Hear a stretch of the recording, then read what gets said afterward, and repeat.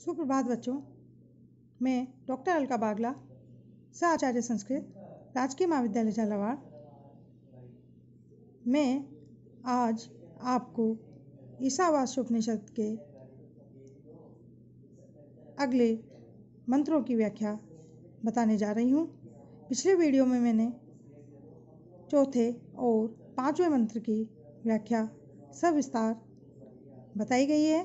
आप सबको अच्छे से समझ में आ गई होगी। छठा मंत्र आप अपनी पुस्तक में निकालिए। यस्तु सर्वाणि भूतानि आत्मन्यवानुपश्यति सर्वभूतेषु चात्मानं ततो न विजुगुप्सते।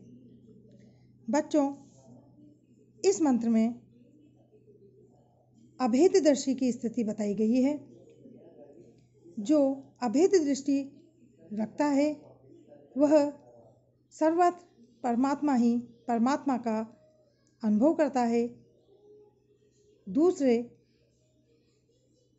किसी से भी घृणित स्वरूप का वह अनुभव नहीं कर सकता।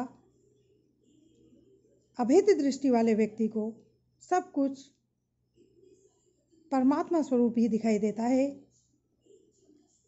ऐसी स्थिति होने पर वह किसी भी व्यक्ति से घृणा नहीं कर सकता, अर्थात उसे किसी से भी शत्रुता का अनुभव नहीं होता। यही इस मंत्र में बहुत ही सुंदर रूप से प्रस्तुत किया है कि यस्तु सर्वाणि भूतानि,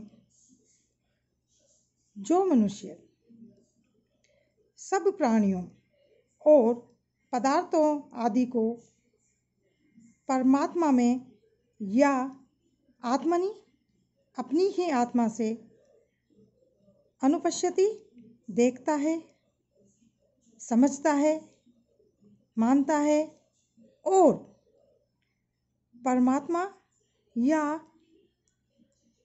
आत्मानम अपने आप को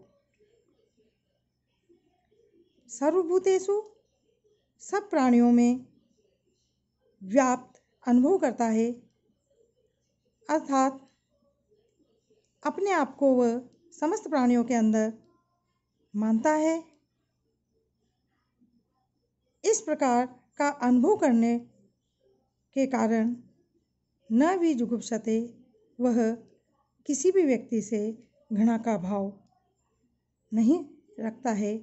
ऐसा इस मंत्र में दर्शाया गया है। बच्चों, ऐसी दृष्टि हो जाने पर अर्थात वह सर्वत्र आत्मा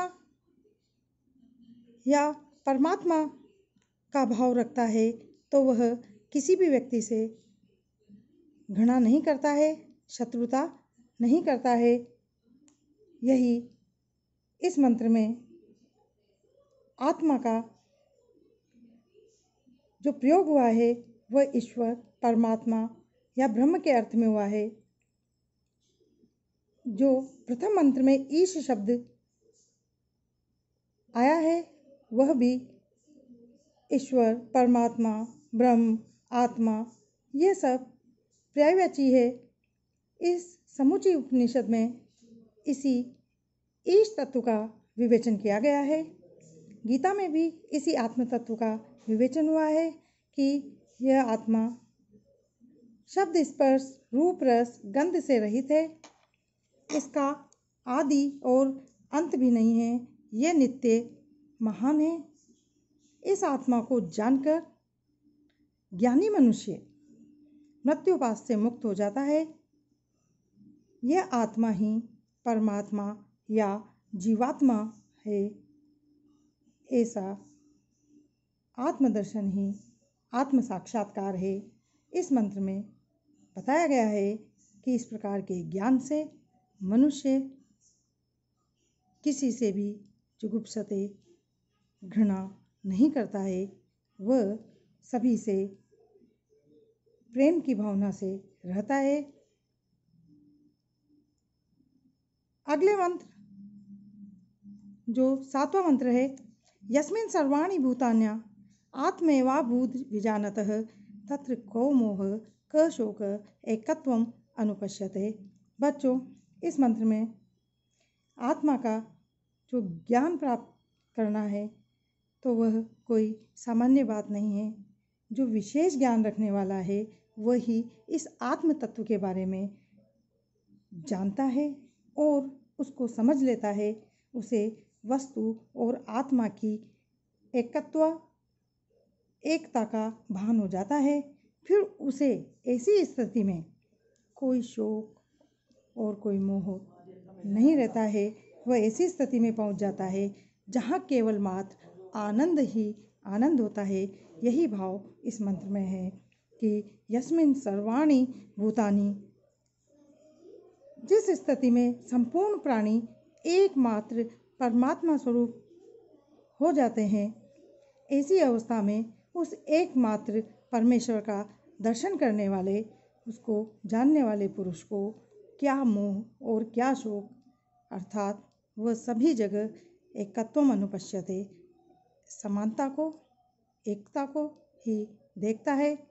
यह इस मंत्र में बताया गया है। दोनों मंत्र 6वां और 7वां एक ही अर्थ और भाव को सूचित करते हैं।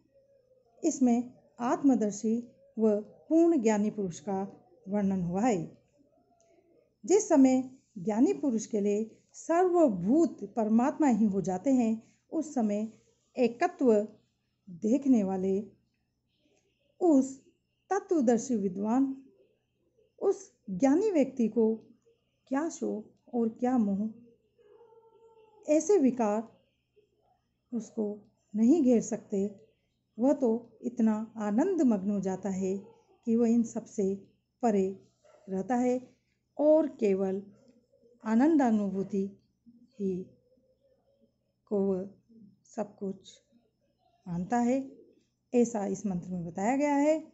जब मनुष्य आत्मस्वरूप से परमार्थ तत्व को जान लेता है, समझ लेता है कि सभी प्राणी आत्मभाव को ही प्राप्त हो गए हैं, उस समय अथवा उस आत्मा से क्या मोह और क्या शोक रह सकता है। शोक और मोह तो कामना और कर्म के बीज को न जानने वाले अज्ञानी मनुष्य को हुआ करता है।